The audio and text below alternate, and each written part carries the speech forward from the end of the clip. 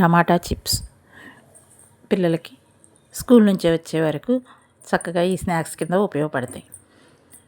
నా ఛానల్ని ఇప్పటివరకు సబ్స్క్రైబ్ చేసుకోకపోతే సబ్స్క్రైబ్ చేసుకోండి, లైక్ చేయండి.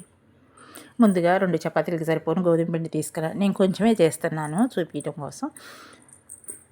2 చపాతీలకి సరిపోను గోధుమ పిండి తీసుకొని ఒక పావు చెంచా ఉప్పు, ఒక అర చెంచా కారం వేసి కలపాలి. ఆ తర్వాత ఆ టమాటాలను మిక్సీ పట్టుకొని తీసుకొచ్చి ఆ 2 టమాటాల గ్రేవీని తీసుకొచ్చి ఆ పిండిలో వేసి చక్కగా ముద్ద అయ్యేలాగా కలుపుకోవాలి.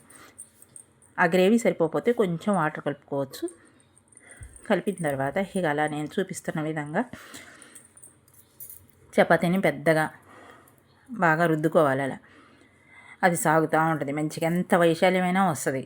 చక్కగా పలసగా వచ్చే వరకు దాన్ని అలా ఎలా బ్రెడ్ చేసుకుంటే వెడల్పుగా రుద్దుకోవాలి.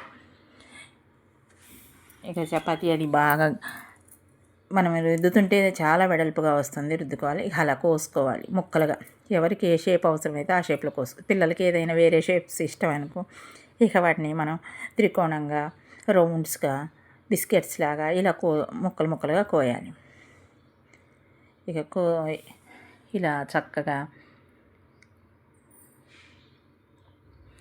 కోసిన తర్వాత మనం ఒక పక్కన ఒక కళాయిలో నూనె పోసుకొని పెట్టుకోవాలి. ఈ లోపల నూనె హీట్ ఎక్కే లోపల మనం ఈ విధంగా దాన్ని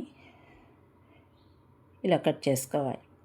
ఇక కట్ చేసుకున్న వాటిని చక్కగా కాగిన నూనెలో వేసుకోవాలి. ఇక చక్కగా ఇవి ముందు పొంగుతాయి, మొత్తం మంచిగా చక్కగా పొంగుతాయి. ఆ తర్వాత కరకరలాడుతూ వేగుతాయి. ఎంత చక్కగా వేగుతాయి అంటే ఆ టేస్ట్ చాలా టేస్ట్గా ఉంటాయి. కరకరలాడే చిప్స్ రెడీ అవుతాయి. ఇక పిల్లలకి మనం 5 నిమిషాల్లో చేసి పెట్టచ్చు. 2 చపాతీలు మందం పిండి కలుపుకొని అయినా చక్కగా 2 టమాటాలు వేసి కలిపి ఇలా చేస్తే ఇవి తీపి కాదు కాబట్టి జలుబు కూడా చేయదు, పిల్లలకి మంచిది. గోధుమ పిండి కాబట్టి ఆరోగ్యానికి కూడా మంచిది. ఇక ఈ విధంగా ప్రిపేర్ చేసుకుంటే చక్కగా పిల్లలకి ఇది ఎంతో మంచి ఆహారం. సబ్స్క్రైబ్ ప్లీజ్ ఫ్రెండ్స్, లైక్ చేయండి. ఎలా ఉన్నాయో కామెంట్ చేసి చెప్పండి.